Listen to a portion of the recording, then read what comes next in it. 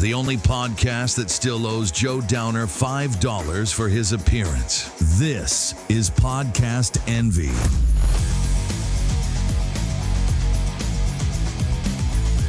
And now here's Bacon, Tim, and Brian. It's PodcastNV. Hey, boys. What's up? That's right. You know what day it is? Monday. It is. That means it's podcast day. That's right. Okay, yeah. Yeah. That's what I was going to say, too. Yeah. We don't have any listener feedback. What? Yeah. That's like our favorite segment. I know. Do you think people just don't know how to listen submit to us? feedback? Maybe We should remind them. What should they do? Yeah. I'm waiting. It's feedback at podcastnv.com. Feedback at podcastnv.com. And don't forget to like and subscribe the video or the podcast. Yeah. And ring that bell so you get notified That's right. with all the updates. You can get those new episode alerts. Well, let's just kick things off, get right into it. We're so happy to welcome back to the show a singer-songwriter, multi-instrumentalist from Manassas, Virginia. He's been active in the D.C. area for over 30 years. His debut release, Edge of a Hurricane, is now available wherever you stream your music. Ladies and gentlemen, please welcome Matty Davis. Woo! Wow. Rubbernecking sons of bitches. That's good. I don't like how that sounds. We'll check on him later. So I put put the 11,000. Well, or it was like a Stone Cold entrance, right? Like Stone Cold Steve Austin. What? I forgot that I reprogrammed the pads and I put the car crash. God, that sounds terrible. In case somebody tells a bad joke. That is 12,000 people Well. stopping to listen to this podcast. That's exactly Yes. right. Yes. That's all of Route 50 right now. And worth noting, he was also our first interview ever. Yeah. Yep. Oh, I and was. you were on the best of. Yeah. That's right. Yeah. I can't remember what it was, but I remember it was really witty. Yeah, it was. N stands for knowledge. And Oh, yeah. Which I think I stole from Tim. He just wasn't on mic when he said, I was like, what did you say? Oh, that's funny. Cut Tim out saying it. Let me have that one. well, it's good to have you back, man. Yeah. It's good to be back. It's a different room now. I love it. Yeah. It is. We've got the couches and we're all upscale talk showish. Truly. Yeah. Truly. So it's been about 2 years since we had you Yeah. on. And in that time, I've seen you play drums at an open mic night. I've seen you play out with Kai.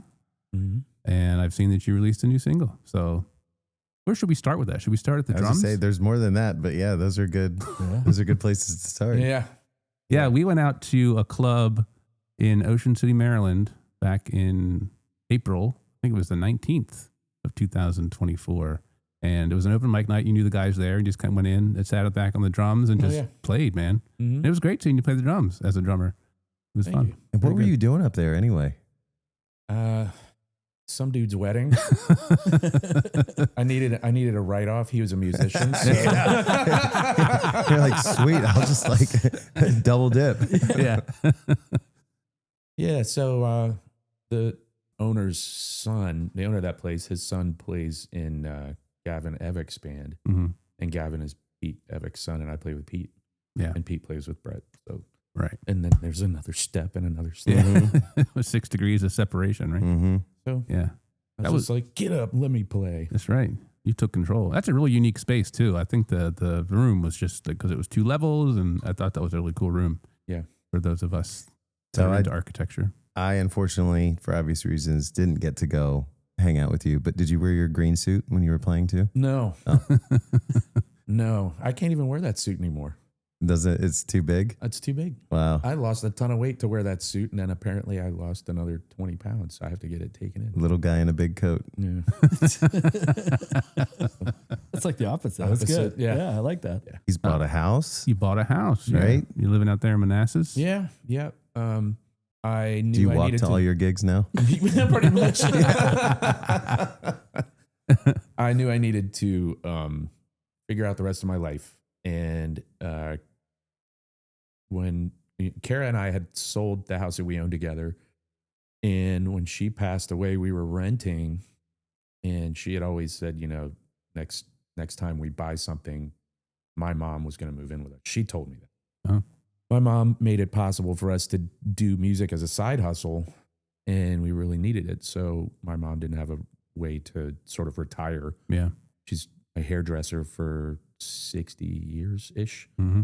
And I said, I'm going to start looking. I know what I think I can spend. And I looked at maybe 4 places, and that was it. That was the one I wanted. There was a good space for her. Was she already in Manassas? Or? No. She was in Burke, and I Okay. was in Kingstown. Yeah. Okay. And I wanted something central to gigs Mm-hmm. and commutable to my day job, because I still have one of those. Yep. Mhm. You know. Yeah. So take us through the new album. So how many songs, kind of take us through? Well, it's 4 songs, releasing 1 single at a time, and then it'll be a packaged EP. Sort of talking with my production team now about possibly doing 1 or 2 more songs and then pressing vinyl and Sweet. having those as like a bonus that won't be immediately on streaming platforms. Like you'll get these plus a download card if you buy the vinyl, because vinyl's expensive, but Mhm. it's something I want to do. And some of my heroes, a band called American Aquarium, like the band is basically the lead singer songwriter and his band. Mm-hmm. And he has this business model where when they go to press vinyl, it's fully funded before they press it. He's a totally DIY, like no record label, completely independent, and makes a living doing it. And I kind of admire that. So I kind of want to try to do the same thing, but it's a different approach. I'm not doing this full time. Yeah. Mm-hmm. Right. But yeah, there's 4 songs. There's just my next single comes out in, I don't know, whenever this airs. It comes out 2 2 weeks. weeks from today. So yeah. Sweet. So let's start with Edge of a Hurricane, right? So that's the first one that you put out, and I know that you've done a lot of promotion on it from the socials. I see you have a TikTok now, Yeah. which is look at that. Asking my 21-year-old how to operate that thing. Honey, can I just pay you to monitor and manage the account? She's like, I'm too busy, Dad, but I'll try and let you know if it's cringe. Yeah. No, it's pretty straightforward. I mean, it's just, but super impressed with the song. So take us through Edge of a Hurricane and how it all came together. Well, kind of what had gone on with me in widowhood as an artist was I started to dig into these sort of Appalachian artists and Deep South artists who were playing, stuff that was maybe Americana country adjacent, but they were, these artists are maybe left politically, which I'd say aligns with my worldview. And I didn't really understand my worldview until the last few years.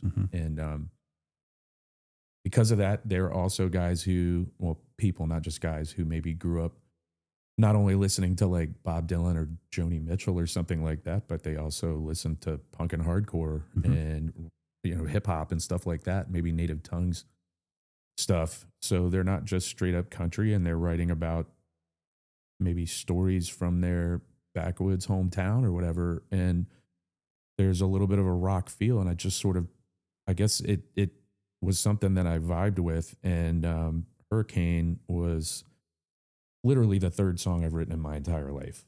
Yeah. And the first one was 30 years ago. Wow. I mean, I've never written a song. I was never writing songs completely independently. I was writing songs as a member of a band before I started playing a cover band. And the first song I wrote this go round, which is coming out on the 23rd, is Maybe It's You. It was not a super personal song, and it's called Maybe It's You because it's sort of a tongue-in-cheek play on it. It sounds romantic, but it's really accusatory. Yeah.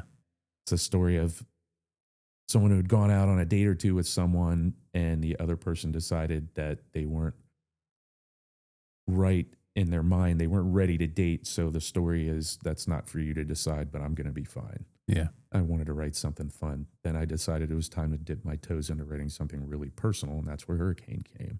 Okay. When for Maybe It's You, you said that's your first song you'd ever written? That's the first song I wrote in 30 years. Oh, okay. So for this round of things, that came first, and then Hurricane was me getting really personal. It Right. was I was likening the feeling of grief sort of as a surprise, because if you're grieving something deeply, you never you don't always just go, well, I'm going to sit and grieve now, Yeah. or I'm sad today. Sometimes Yeah. I'll be driving my car and I don't know what happened. Mhm. I don't know what hit me, and I start tearing up. Yeah. Mhm.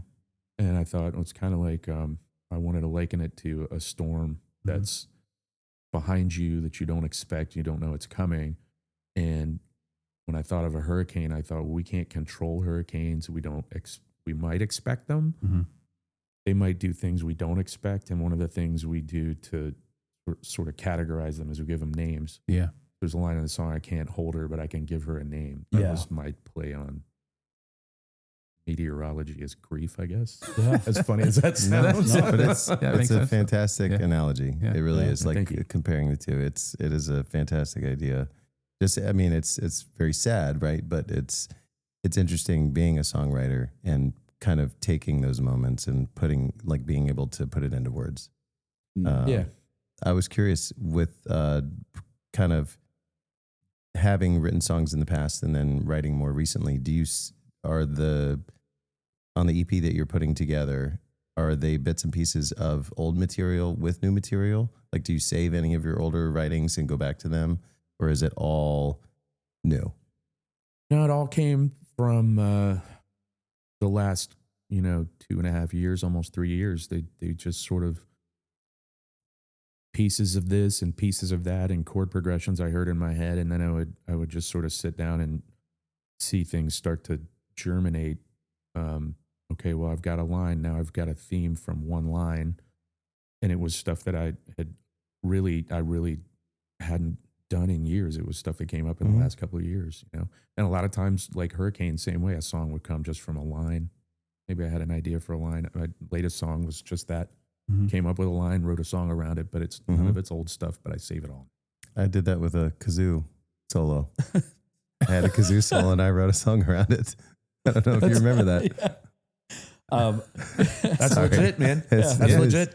I think I texted this to you when I first heard it, when it was released. But I was super impressed that you were able to take powerful lyrics in Hurricane and not make it sound like a ballad, right? Yeah. You made it sound Thank you. like a really powerful, kind of how you just put it all together. It just was like, wow, this is a great song. Thank you. And I texted that to you because I was just amazed. It almost inspired me to get off my tail and start writing again, because I'm like, Matty D's putting out gold right now. Yeah. you. And that song, to me, the lyrics are so on point. And I was telling Bacon about this yesterday. Like, you can really tell when you hear a song if that person wrote that song or not, right? You hear stuff on the radio and it's, bubblegum pop, or it's, stuff that somebody else wrote for them, and it sounds fine. But like, man, Hurricane, the ebbs and flows. And, when I was listening to it, I just, there was a part in the middle. I was like, man, it would be really great if we could crescendo here. Oh my God, he's doing it. like just, and at the end, like, boom, it hits you. Like, I loved it. It was a great, I really appreciate well done that, song. man. I really do. Mhm. I wanted it to be, I wanted it to have a bit of a hopeful feel. And especially at the end, I wanted the ending to sound hopeful. Like, Mhm. grief is not a death sentence.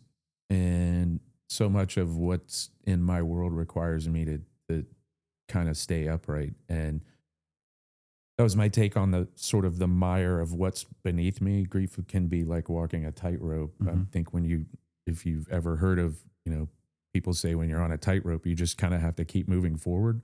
That's really what it is, this putting positive energy in front of yourself, because either side, you could kind of fall. And I wanted to portray some of the sad parts with the words, but the feel of the song, I wanted to be hopeful. And I think I captured what I wanted in the song. Yeah. That song, the reason that it was the first single I released is because I think it's the most indicative of my style of songwriting as these songs are coming out. And I've grown, I think, since then. I'd like to think that, because it took me 2 years to put this stuff out.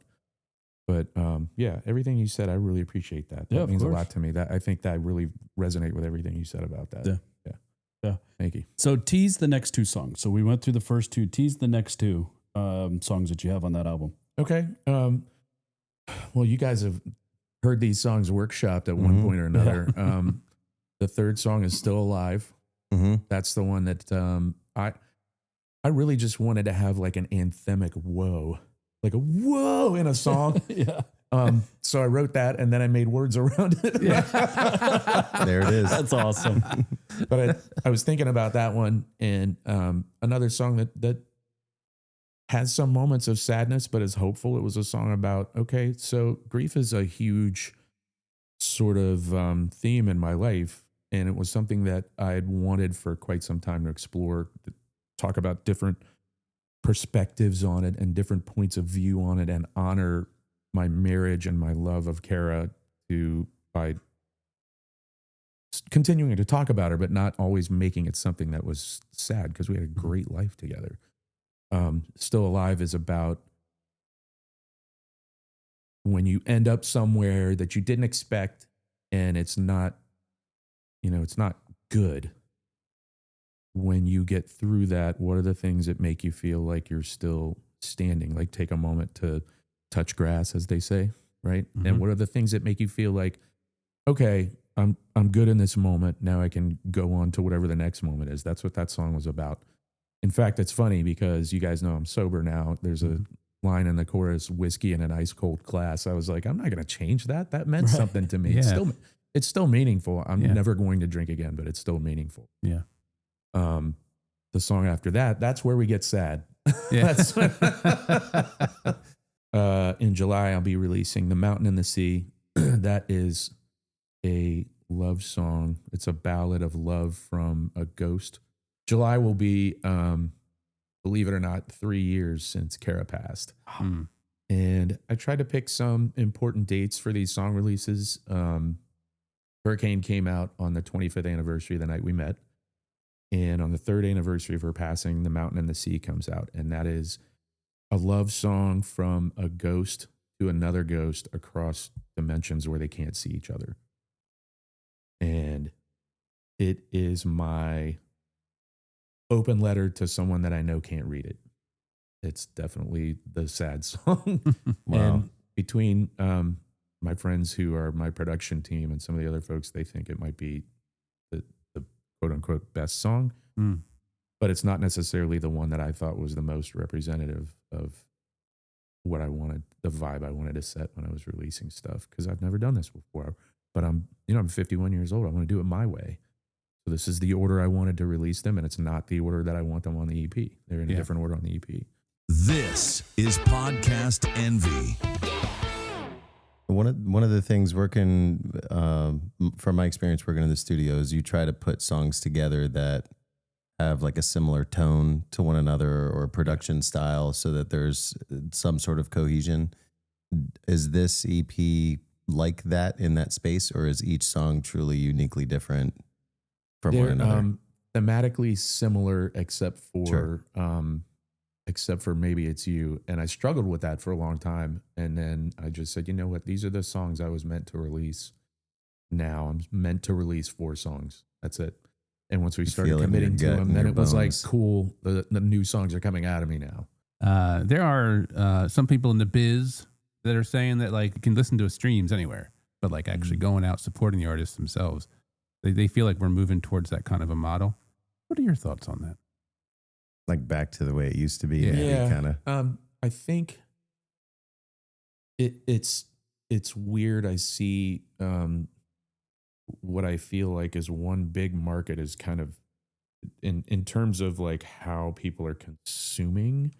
I see some markets changing and shifting within it. Like it's not just one big shift. I do find myself more in the midst of people who are insistent and intentional on supporting especially independent artists by buying their stuff. Yep.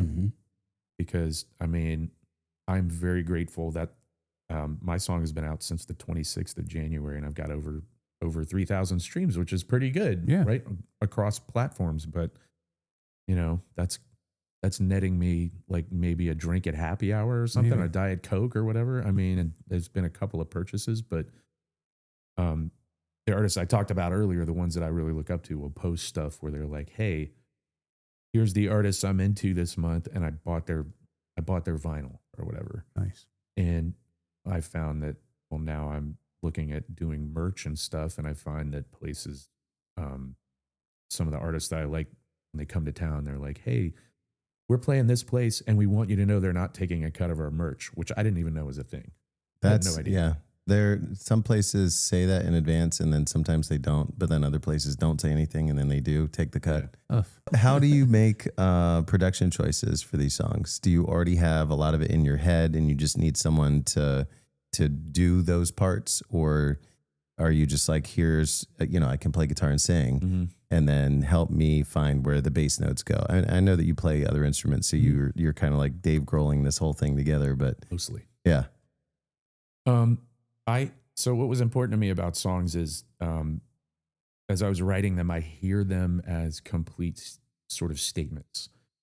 Now there are parts where there might be a little, what I would think might be kind of dead air that I didn't put stuff in because I'm like, oh, I want to let the song breathe there. And later on I said, I wish I hadn't done that. Mhm.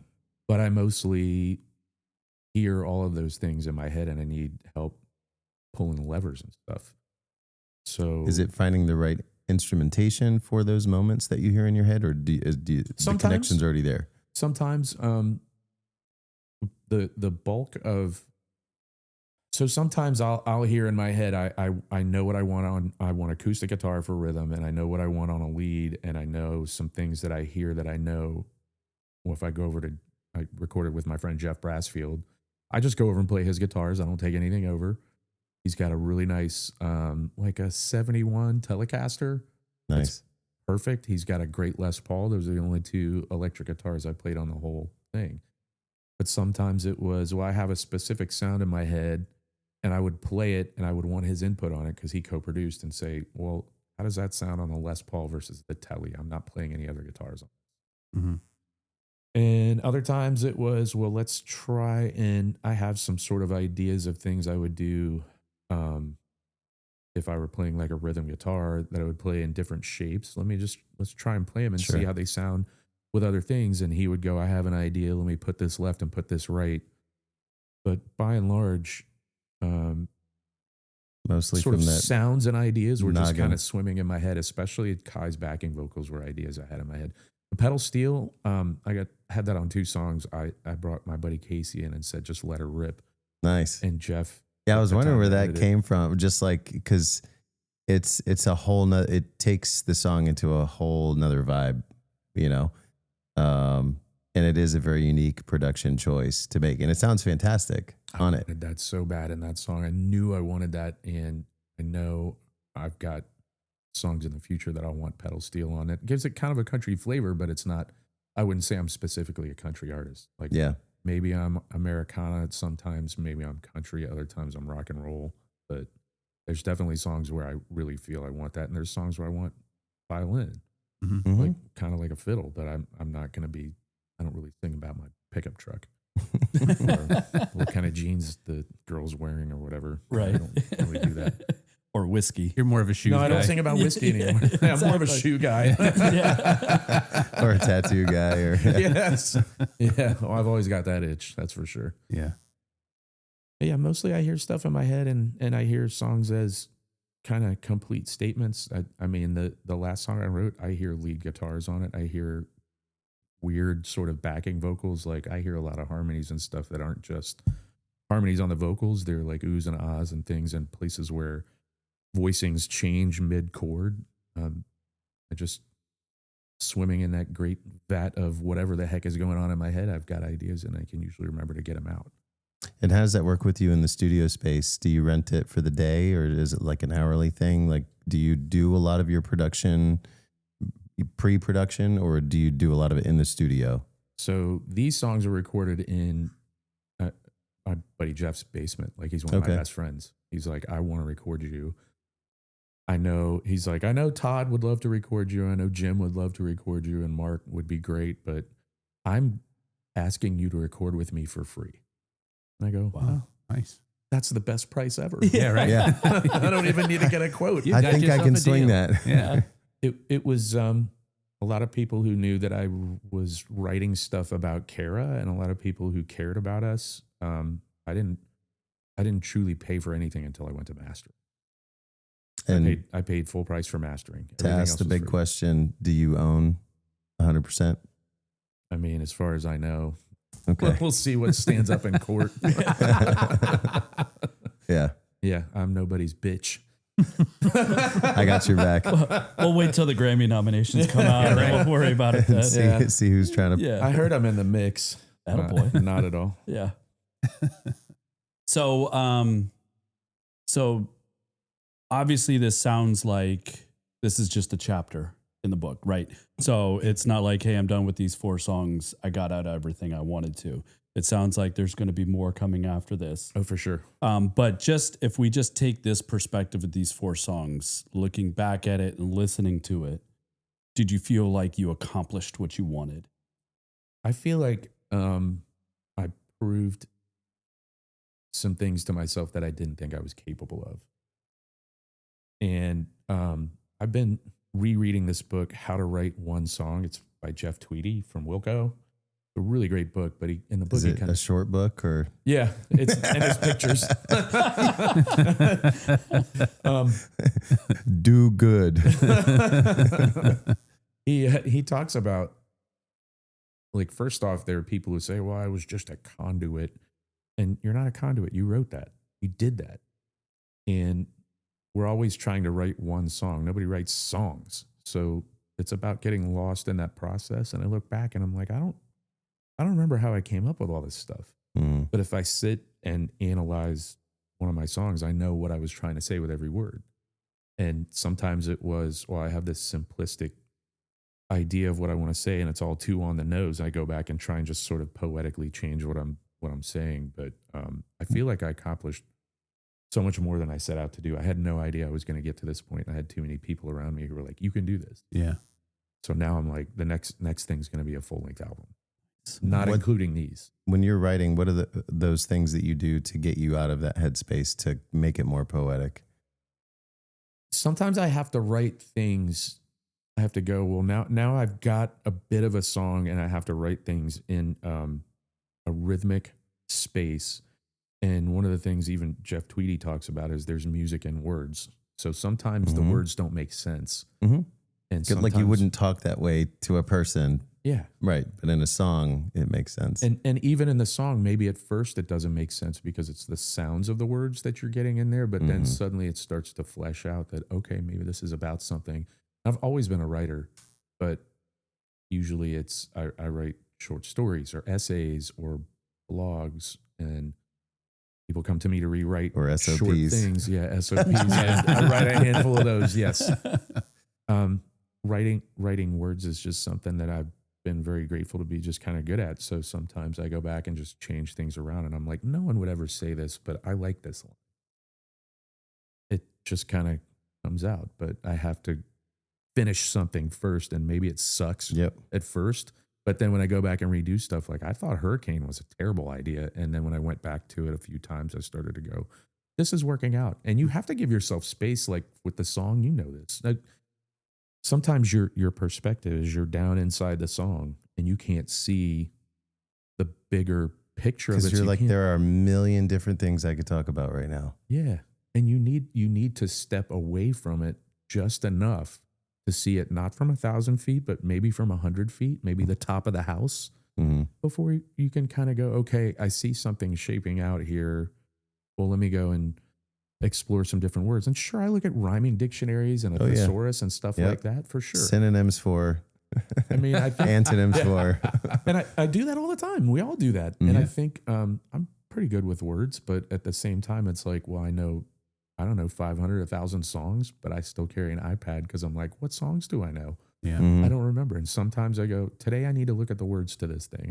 I'm rarely staring at my iPad at a covers game, but I take it along for a security blanket. Sometimes we need tools. It helps. Yeah. I do that all the time. I'm like, and I'll say it on the mic too. I'm like, I know pretty much what I'm doing here. I'm like, but the tequila was delicious. No. Okay? Whatever. The line is usually, no one will confess, but I'm pretty sure I was dropped often as a child. Anyway. Yeah. Yeah. Nobody's ever said, well, I like Matty, but he brings an iPad, so screw that guy. That's never happened. No. Never happened. I know people who are like, I pride myself on not taking an iPad. And I'm like, You're playing in a grocery store. You're in the seafood section of Whole Foods. True story. Yeah. Not that I didn't play in a grocery store. See? What's the other one? That's Harris Teeter. Harris Teeter also has music. Yeah, they used to do it at Wegmans. I think it's the one in Arlington. I used to play the Wegmans in Kingstown, and so did Kara. And they had it outside the pub, and it was the only place where I would play where the manager would come out and go, "Hey, louder." Really? Okay, I Nice. can go louder. Cool. Yeah, Yeah. no problem. Hell yeah. It goes to 11. I got you.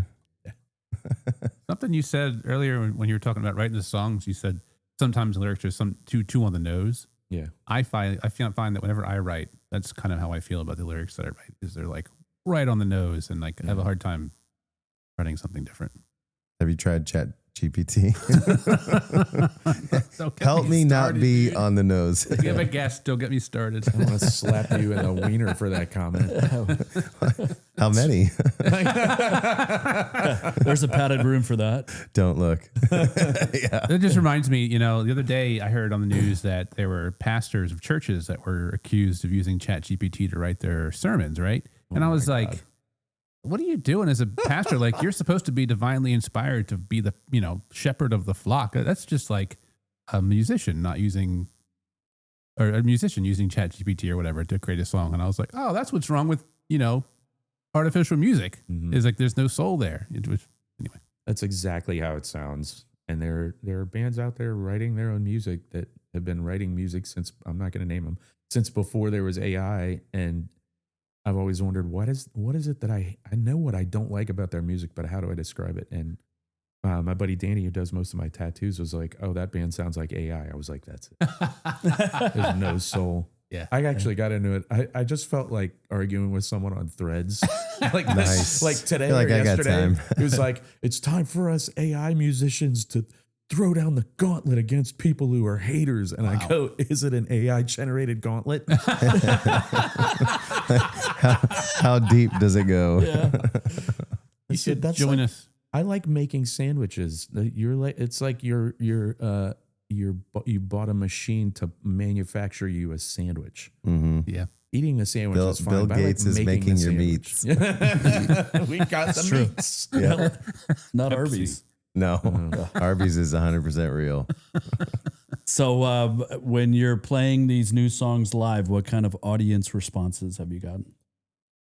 It depends. I mean, Any sometimes people booze? request I was them. gonna say you got to No, filter not through the booze. booze, right? How many tomatoes? No, usually people just give a look and then I'm out. They leave. What? No. God. Don't scare me like that. I will find these people. Sometimes I don't expect a response. Usually it's some, when you're first kind of getting used to figuring out the personality of the song, I'll play them at whatever gig just to workshop them a bit and sort of understand what they're becoming. And I don't really care if anybody's paying attention because they probably didn't know the last 3 Jason Isbell songs I played. Right. But do you preface before you start the song? Are you like, hey, do you guys mind if I sing a original, or maybe you guys have heard this Do before? not ask. Really? I put it out there, but I do not No, ask. I know, I'm but- Matty motherfucking D. I can do what I want. They I have hire the me. microphone.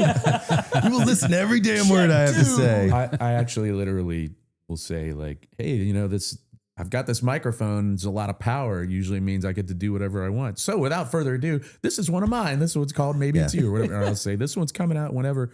And I think there's a certain amount of power in being like, I want to portray myself as a kind person, as someone who likes people, as someone who's supportive of people. But I also want to be confident. And I feel like if I start asking folks what they like, I'll ask them if they want to make a request or if they want to hear something. I'll Sure. say, I don't take breaks. I don't have a set list. Let me know if you want to hear something.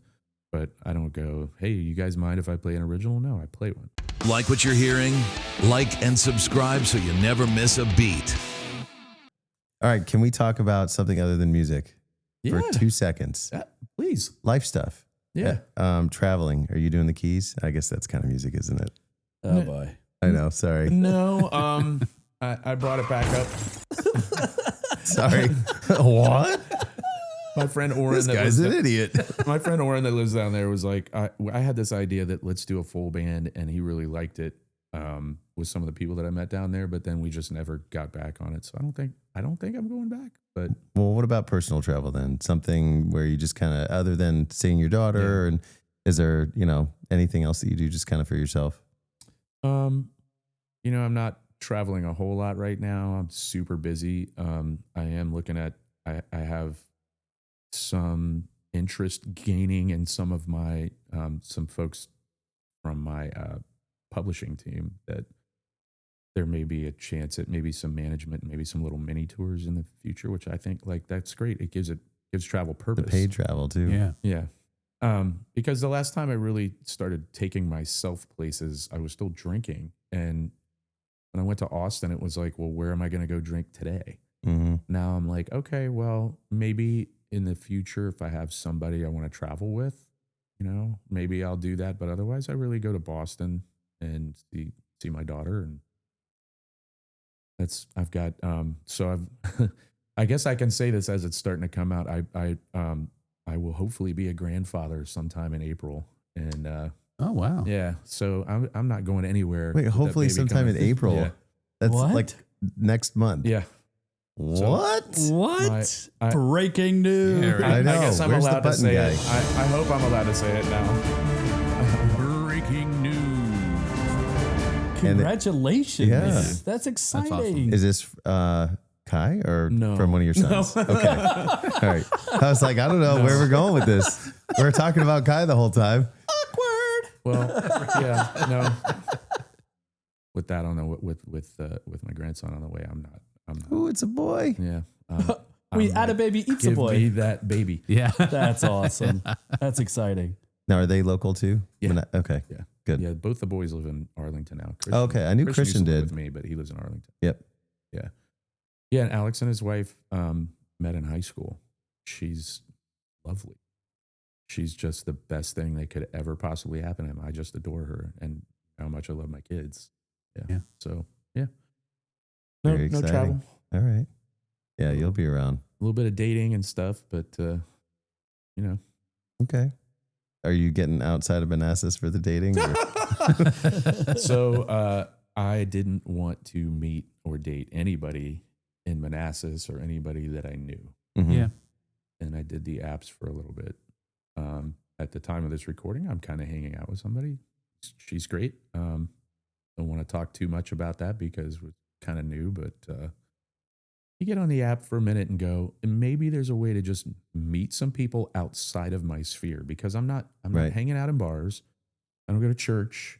I don't really I don't meet people that way at work or anything. And at gigs, I'm like, well, the real trouble with meeting people at gigs is if you're in a dating sphere and you're just looking to hang out with somebody or date or something, when they see you at a gig, they think that's always who you are.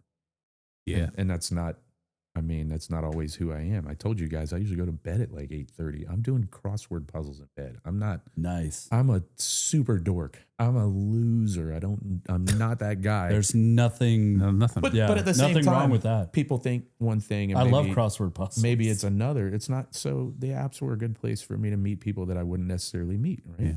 And I've met some really great people, but otherwise there's not a ton of free time. I concern myself with my fitness. I'm up super early for work. By the time I get home and work out, there's not a whole lot of time, but playing gigs that's my favorite pastime right now. It's just lucky that I get to make money doing it. Yeah. Yeah. Can I confess something? Oh, Yeah. boy. Talking about crosswords. You ever done Sudoku? Is that Oh, what it's yeah. called? Yeah. I have no idea how to play. Courtney got me this booklet that we play games against each other throughout the whole booklet. It's like a couples thing. And one of the things was Sudoku. So each game that you play, you get a point or 2 points.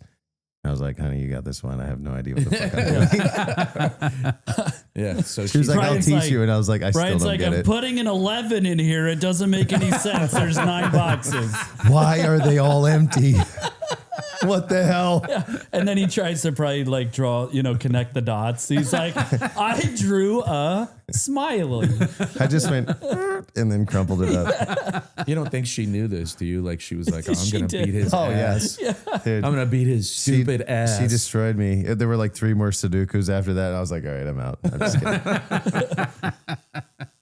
So this is something that we've talked, the 3 of us on the podcast. I want to get your take on it.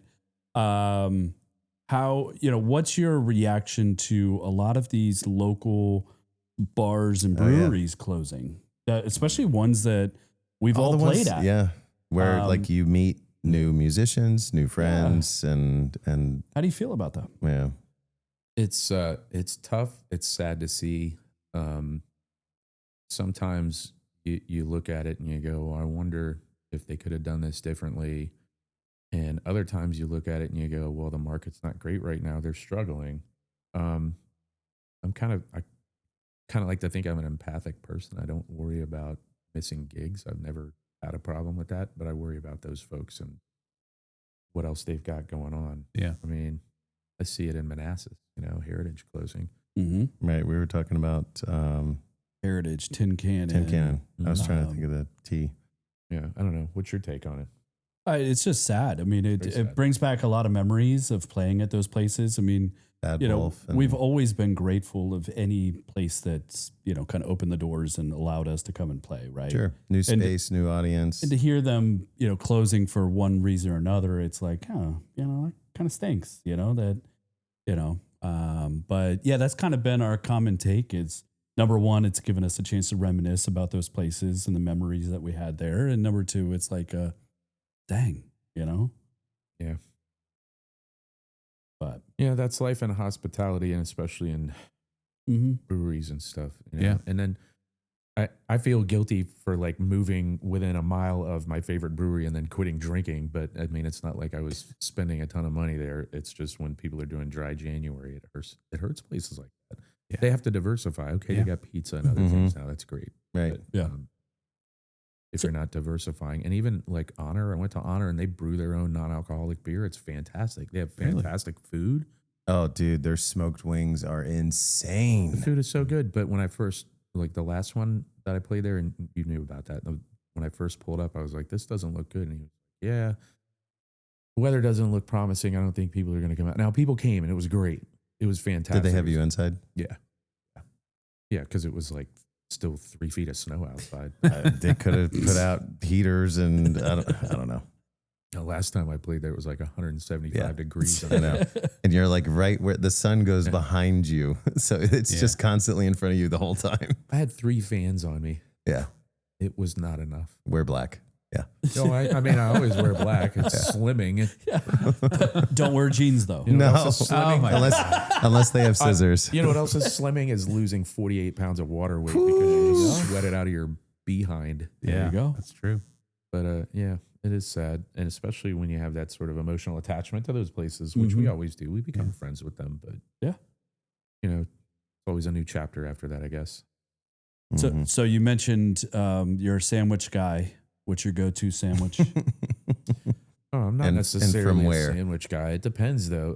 I will say during the week, if I feel like I've been healthy enough, I'm going to get an Italian from A Latteri, which is up near Union Market. It's like a really old deli and market. It was founded by this Italian guy. Yeah, those are the good ones. Is that the older place where they don't clean the grill? It's been like the same grill I since don't like the 70s. I don't know, because when all your meats are cured, they don't need to cook anything. They just slop these cured meats on. Oh, it's so good though. But they're just perfect. They're these clean little subs. They're perfect. But I try not to get that too often. Okay. Yeah, but I do love an Italian if I'm being Yeah. Okay. if I'm not worried about health consciousness. Yeah, When you're on a cheat day, whatever it is. which is usually every day. Nice. True story. Bacon, I could, you want me to tell them the story of your favorite sandwich? Sure. Look at the look on his face. He knows exactly where I'm going with it. I will never eat a sandwich as you good tell as it. this sandwich was. You tell it. All right, so we went to the beach a couple years ago. What, 5 years now, probably? Yeah. And we were going to the beach. Actually, we were in the house. We're going to go to the beach. Brian's packing sandwiches, asking everybody what they want, blah, blah, blah. Actually, you know what? I don't know. I'm not even sure if you did do that. I did. Okay. Yeah, I did. I asked people what they wanted on there, and so I was just kind of, making according to whatever people wanted. Yeah. So I didn't realize that they were being so customized. So I just thought we had sandwiches. So I saw, and there was nothing written on the top of it. So I just opened it and I ate it. And it was the best fucking sandwich I think I've ever had in my life. And Brian comes back from the water. He's like, "Are you eating my sandwich?" My sandwich? And I was like, "Is "Oh this my yours?" God. Oh my God, I'm so sorry because this was the best fucking sandwich I've ever had. What kind of sandwich was it? I don't even remember. I know. It was like turkey and ham and It might have had cut up bacon on it. pickles, mayonnaise. It might have had bacon on it. Yeah, it was just the and it was a combination little bit of flavors. fresh cracked pepper. And the bread too. The bread was like a marble Yeah. rye or something like And that. how far into the sandwich before? Oh, you he caught was him? he was almost done with it. Yeah, And I was like, So it quarter was of the way it was at the point of You no know, the return. last gone. bite. I was like, I just looked at him with a straight face, and I'm like, "No, you enjoy that." And I fucking did. And he got to eat my sandwich, which I'm sure Yeah, was fine. it was okay. All that was left was the peanut butter and goat semen. Yeah, I'm like, are my and this go-to is what sandwiches you normally." asked for. I didn't ask for this. Those are my go-tos usually. So. Oh man, that's too funny. What about you, Timbo? Steak and cheese. Where? Philly? Well, I've never been to Philly. no, Philly Tavern. Oh, Philly Tavern. They make a really good they're one. pretty solid. The bread there is really good. Jimmy's. Uh, Jimmy's steak and cheese. Yeah. it's We're about to be there on Legit. Tuesday next week. Yep. Legit. Legit. Yep. Yeah. Yeah. So that's and thanks to this guy, that's how we started at Jimmy's. If That's not true. for this guy, we wouldn't have been there. But yeah, that sounds great. I think I'm going to do that Yeah. for St. Patty's Day. Do they give you the options for cheese? Because Tavern does that. You know, I think so, but I don't know that they do whiz, which is Okay. fine. That's the one that you get, right? Or do you do Yeah. a combo? Well, I mean, Whiz Wit is fine, or I would get You're like, what other cheeses you get? American provolone. I'm not super picky. I got a whiz in Philly. I wanted to try. I think it was Jim's, and I was like, "Oh, it's fine." I thought it was going to be great because I wanted a cheese whiz. But Yeah. sometimes you get like a real top-notch provolone, and it's even better. But it has to be like a real provolone. Is it Angelo's that has a really good one? I think that's the one I want to try. Yeah, there's a Colby Sharp cheddar. Yes. So it's really, Yeah. really good. Yeah. This is Podcast Envy.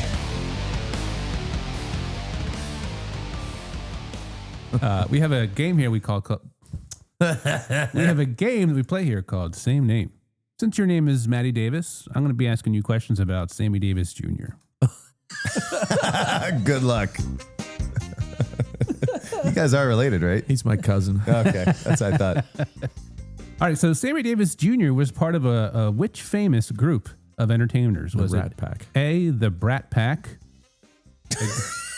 B, the Rat Pack, or C, the Backpack? Because someone had to carry the tunes around. Oh. He already answered. Wow. It I was love it. B, the Rat Pack. That's right. Sammy Davis Jr. was a member of the original Rat Pack with Frank Sinatra, Dean Martin, and Joey Bishop. What? Yeah. Joey Bishop? Yeah. Oh, I don't think I knew that. also actually. known as the fourth guy. He was okay. Question number 2. Which classic movie did Sammy Davis Jr. appear in with fellow Rat Pack members? Is it A, Ocean's 11, B, Fast and Frank Sinatra, or C, Mission Impossible? That's it. I thought you were going to say He's Frankenfurter. good friends with Tom Cruise. Ocean's 11. That's right, the original 1960s Wow. version of Ocean 11. Question number 3. Fast and Frank Sinatra. That was fantastic. At what age did Sammy Davis Jr. begin performing professionally? Was it A, 3 years old, B, 18 years old, or C, 40 years old? A, 3 years old. That is correct. 3 years old. Yeah, because you guys, you remember. He's my cousin. Yeah. Yeah. Yeah, I was 2. Yeah. and a half. You're the first person to get all 3 of them right. Wow. Thank you. Well done. What does he get? You get a Podcast NV coaster. You get a brand knew new you were gonna say that. carpet. You're knew like, you were going to say I have enough of those fucking coasters already. Tell him what he's won. Well, thanks for playing. Same name. Like intro, song, theme, coming soon. I like that game. Nice. Sweet. Thank you. I appreciate it when people appreciate my Stuff. It's time for. I really like podcasts to have specific segments or Yeah. else they lose my interest. That's Agreed. one of my favorite things that you guys do. Yeah. Thank you. Thanks, man. That's what keeps the three of us just by ourselves interesting is the segments. Do you know that we also make the music? Yeah, man. Awkward. That's not AI. No, It's not. it's It's not YouTube actually. Grok. It's YouTube, man. The only podcast that still owes Joe Downer $5 for appearance fee. PodcastNV. That's actually- still one of my favorite That's ones. one of our real intros. Yeah. Yeah. Should we use that one for this episode, Matty? Yeah. Okay. Yeah. Cool. Hey, got it. Joe, listen to the podcast. He's just gonna hear it from somebody else. Did you listen to PodcastNV? Hope so. Yeah. All right, folks. Let's do this or that. And now it's time for It's this or that. This or that. I love these. this or that. We practice this, guys. There it is. All right, Matty, it's been a little over 2 years. The Rat Pack. And Fast and the Frank Sinatra. I'm writing that movie. we're not, I'm actually kind of curious. Awkward. Have any of these changed for you? Not that you memorized every single one, but Yes. hoodie season or shorts? Hoodies. Hoodies. Chunky or smooth? Chunky. We're going to have to go back and double check. Yeah, I was going to say, do you know his answers No, from I before? don't. I should have wrote them down. Anyway. Maybe all I'll right, side by side them. I've got a whole new set, and these My are answers are sober now. these are right. These are all over the place. Donkey Kong or Mario Brothers? Was that really one of the original ones? No. These are brand new. New. Yeah, these are all new. All right, for the nostalgia, Donkey Kong. Yeah. Yeah. And are we talking like Nintendo 64 Donkey Kong or I'm no, talking SNES, like SNES. I'm seeing the console video game in the arcade. Yeah. Like maybe 16-bit, if that. With the OG Mario yeah. bopping around, climbing ladders. Yeah. Okay. Bopping around. Bopping That's what around. that's what they do. I didn't know he was a bop. It's Oh, yeah. me bopping around. Ski or snowboard? I've only skied and it's been a long time, but I really want to snowboard. Do you skateboard ever? I haven't in a while, but yeah. But you got the balance for it. Yeah. Okay. Yeah, and it's better for knees. I've had an ACL reconstruction. It's been years. Well, it looks great. But thank you. Not sure where to go with that. I don't know. know either. I mean, you're not like. Anyway. You're not wearing shorts. I'm covered. So we can't tell. All right, we're gonna get serious here. Chris Stapleton or Jason Isbell? Jason Isbell, What about as a singer? Chris Stapleton. Yeah. I mean, he's got his voice is untouchable. Yeah. But also that in becoming a huge fan of Jason Isbell, he's my absolute number one favorite songwriter. Like I've seen his voice get so much better just in the last few years. Yeah. So he's never going to be Chris Stapleton. Nobody will. Did you, side note, did you hear that Steel Drivers gave Stapleton the boot? No. Yeah. It happened pretty recently. I mean, They had creative differences. he was doing his own thing anyway. Yeah. You know. Yeah. Oh. All right. Did you hear that Drive By Truckers gave Jason Isbell the boot? No. I mean, Was that recent too? No. Are we talking about literal 10 drive-by years ago. truckers?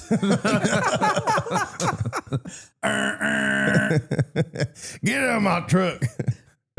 You ain't doing nothing for me right now. All right, I got another set of singers I'm going to pit against each other. You've heard of the band Rise Against? Yeah. Tim McElrath. I think that's how you say it. He's the lead singer. Or Chris Cornell. Oh God, Chris Cornell. Really? Yeah, Hands down. Okay. legend. I know. I think they're both legendary. They're both fantastic, but Chris Cornell is special. It's the sweet spot. Another music band or music question. Music band. Sorry. I like music bands. How's it feel now that you're in the hot seat, pal? Do you like music bands? People won't believe I wasn't drinking. So some of these questions are coming from, I recently have been listening to like Shinedown, Seether radio on Spotify, and it just kind of bumps all over the place. Butt rock. I'm like, oh yeah. Wow. That's where we're at with them. Okay, got it. Well, we'll move on. You ready? Heard of butt rock before? I know. I've never heard that either. Where you just do this? With all water, pearl. Yeah, I was gonna say Creed's on that channel probably. Probably. All right. Tiny hands or tiny feet? Actually, I wrote tiny hands or tiny feet. Is that Seether? No, it's Nickelback, you idiot. Like my tiny I got tiny hands and tiny feet. Oh, that's funny. Tiny hands or tiny feet. I'm a completely, mostly average sized guy, and I have gigantic feet and hands. It's very. I think some days I'm like, the fit is great, and I'll walk by a window and go, what the hell is that on my legs? Oh, those are my feet. Jeez. Like planks. Do you live in the Shire? Yeah, exactly. They're not wide. They're just long. I'm like Big Bird. Get out of my way. So if I had to deconstruct this, I would say tiny feet because I need big hands to play guitar. I've thought about that, but they also make tiny guitars. They so. do. What? Oh, Matty's playing a Daisy Rock. That's a full-size ukulele. Is that a Taylor or a Fisher Price? My first Taylor. It's a Yamaha. Yeah, my first Taylor. I made it. It's a cigar box. Ford or Chevy? Ford. Wow. Okay. Yeah. Sorry. Yeah. That was kind of a dig at you. Yeah, I know it was. And it failed. I mean, it I know. depends. I It love how depends you're on like, what it is. Did you notice how he asked the question? He's like, Ford or Chevy? And then I just looked directly at Tim. I would say overall Ford, but if I had my choice of cars that came out in the last few years, the Camaro hands down, Yeah. hands down. Yeah. Are you- And the Corvette can't be touched by a Ford that's of in course. regular production. True. True. Yeah, very true. Yeah, everybody's pumped about, what is it, the Z71 or Z something one that's coming out. It's like 1,000 horsepower. Yeah. You know, I'm sure that's only $400,000. I know. Give or take. Who knows? That's probably at the crank at the shaft. It's probably not even at the wheels. But Yeah, just twist the. I mean, it's still more than my giblets. Honda Pilot gets. So, yeah. I was going to ask if you're still driving the Pilot. Oh, heck yeah. I bought that car for Kara. I haven't even paid it off yet. Honey, still thinking of you. You know, I bought that. Remember when we were hosting the acoustic showcase at Renegade? I bought that Valentine's Day weekend, the day of the acoustic showcase. I told her I was going to buy it for her, and I picked it up and drove it up to Renegade. And it was like winter weather, and the thing was fantastic. Yeah. It's still great. In the rain or snow or anything, fantastic. Years ago, a buddy of mine, he swore the same thing. He was like, "You look at one of those Honda Pilots yet?" Like, no. He swore by it. He was like, "It's got third row seats," and Dude, people, anytime someone wants to drive like an asshole and kind of come zipping around me, I think they're always surprised to pull up and see, oh, he's a guy. It's like, I don't care, but I mean, it definitely looks like a mom wagon, I guess, right? in any of those scenarios, Couldn't care less. It's okay. He's driving a Dodge Caravan right oh, I know, now. you got to check it out on the way up. It's for sale, isn't it? I'm excited. Oh, yeah. Revs rides. For the right price. Selling like hotcakes. The 1985 Dodge Caravan. 19,995 OBO. Super clean. Do you ever mess with people though, like that do stuff like that, try to get around you or like irritated? Do you ever like pretend like you're asleep at the wheel, but you actually have one eye open? No. I do that all Oh, that's great, though. Yeah, You but just hold the wheel down low and you're just like, Yeah. In between flipping through reels. Yeah, exactly. And sending us IG messages. One eye sexually down. No wonder you're driving a Dodge Caravan now. Dude, I got metal bumpers. I'm good. Exactly. Ka-chunk. I actually can't wait to see this caravan. Oh, it's great. Don't hold your breath. Yeah, it's been a project car, and so far I've only been able to afford swapping out the stereo. It's got for a it. new lighter. Yeah, I got one that didn't smell like roaches. Yeah. Well, you did the roof liner too. I did that too. nice. Yeah. All right, 2 more. Always sneeze 10 times or always fart 10 times. I thought that was just good. one continuous long one. I don't know. Well, I think one of those I'm already doing. I was wondering what that was. Smell. Good Lord. I started it in Lowbrow. this phase of life. I'm in the way that I exercise and stuff. I'm going after be 200 yourself. grams of protein a day. Oh, yeah. And if you're not getting enough chicken or whatever else, and you start eating enough of the protein bars, Yeah. they process different. Yeah. Yep. They certainly do. I would rather sneeze 10 times. All the plant-based protein. Well, if you're like me, you sneeze, and you're like, oh, I just shit my pants. Not both at the same time. Thanks, oops, I crap my pants. Is there a word for that? Like short? Is there a word for sneezing and crapping your pants at the same time? Oh, man. Snart. I was just going to say that. Sneeze. A sneeze. Chart. Snarf. Last one. Do you think Scotty knows yet? I think he's lying to himself if he says he doesn't. I mean, Matt Damon's got it down on lock. They're Yeah. having a good time. Yeah, think It's so. in the song. Think so. Yeah. Yeah. Anyway, that was it. I don't Thanks know for about. playing. I don't know what's up with Fiona though. I know. Yeah. 3-way call. He ain't know nothing. I'm going to go watch that movie now. I haven't watched that movie. Yet. It's just the beginning. Yeah, just like the first 15 minutes. So what are some of the places that you're playing coming up? Well, I can't entirely remember everywhere I'm playing this weekend. I'm playing at I play at Lark Brewing once a month, and I know we're not. This isn't airing in time for me to tell you where I'm playing this coming weekend. Right. I do have a website now, which is poorly updated. MattyDavisMusic.com.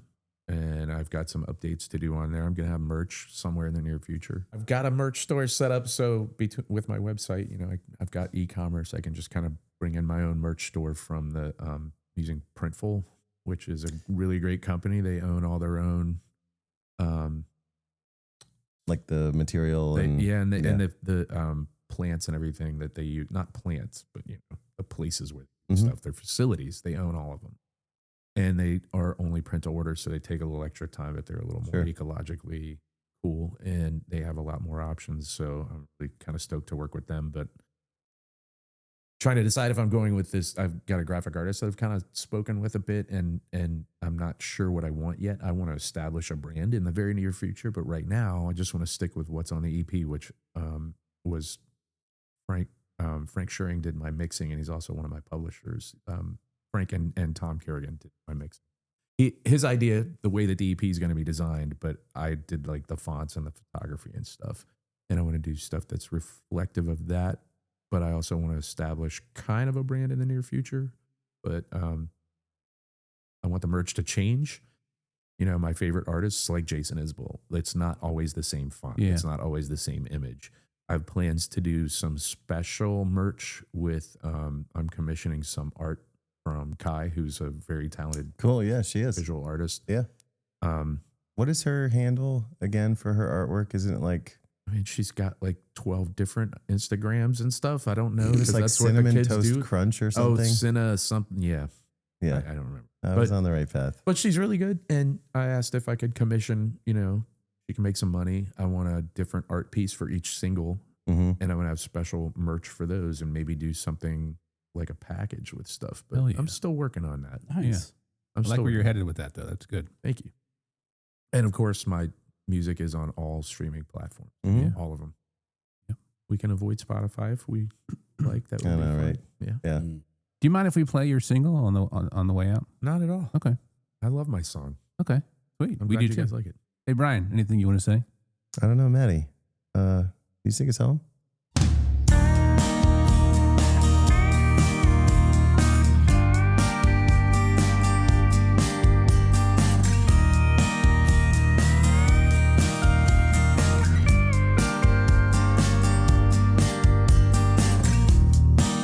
Sunny day interrupted. Sudden change in the wind.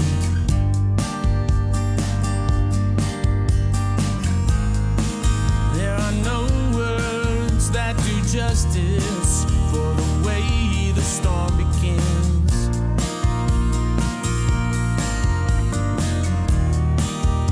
Always 3 steps from the shadow. The squall that's looming close behind.